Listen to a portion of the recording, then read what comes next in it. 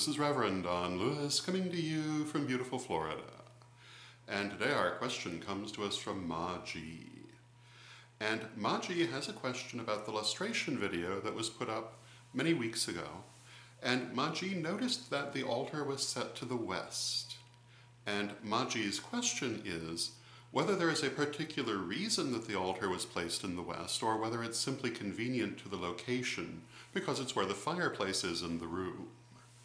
And Ma-G goes on to ask whether the Correllian tradition has particular energetic teachings regarding the directions in which an altar may be placed, particularly cross quarters, such as northeast, southeast, southwest, northwest.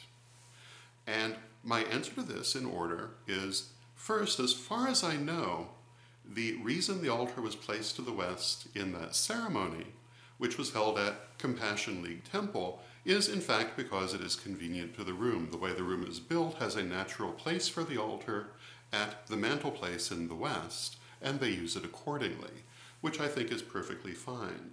In the first degree lessons, when we talk about creating an altar, what we recommend is that first you have to consider where you can put it, and you may not have your choice of equally good positions in all directions. Your location may dictate where your altar must go, and there's nothing wrong with that. That is what you must do in order to use the space you have, and I would go farther and say it must be what Spirit wants to have put you in that place under those circumstances, and so it's a perfectly good place for your altar, whatever it may be. In this case, I believe that it's the structure of the room, which is the reason that they use the altar in the west in this particular temple. However, it is worth saying that the west would be a perfectly appropriate direction for an altar under any circumstances for a lustration, because the west is associated with the land of the spirits and the ancestors, and lustrations honor the ancestors. So it could have been chosen for that reason, but I think it was merely a matter of convenience. Having said that, yes, the Correllian tradition has specific teachings about the associations of the directions in terms of where you would place your altar, and what would be a good place for an altar, all things being equal.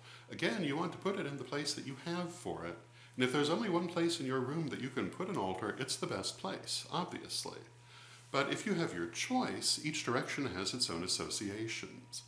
And for example, if you were to place your altar to the east, it would be particularly good for new beginnings, for inspirations, for development of ideas. If you placed it in the south, it would be good for manifestation and physical activities. If you place it in the west, it's good for working with emotional situations, psychic development, spirits and ancestors. And if you place it in the north, it's good for spiritual guidance. And because the north has to do so much with spiritual guidance and also with wisdom and integration, it is the default setting for most people's altars because it is something that you always want to have in your working, spiritual guidance. But you can place the altar wherever it needs to go, and in some cases it's preferable to place it in these other directions.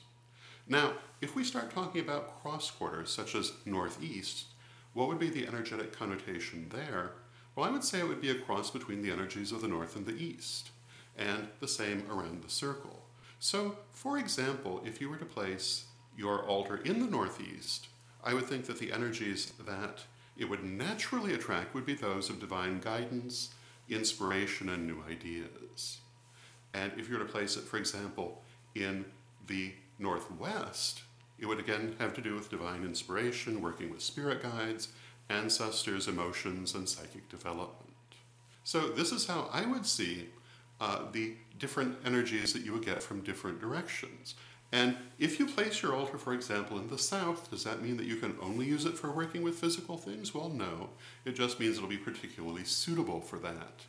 And that you want to remember that it will tend to bring this energy, but it doesn't necessarily overpower other intentions.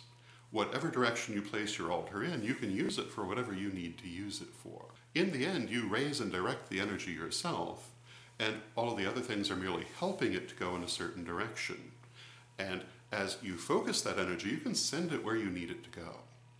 So this would be my answer to Ma-G's question. I hope you find it helpful, and until next time, may you blessed be.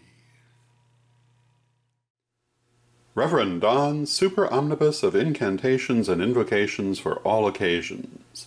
Marianne Kay and I created this massive compendium of magic and artwork for you to use in any way that you would like.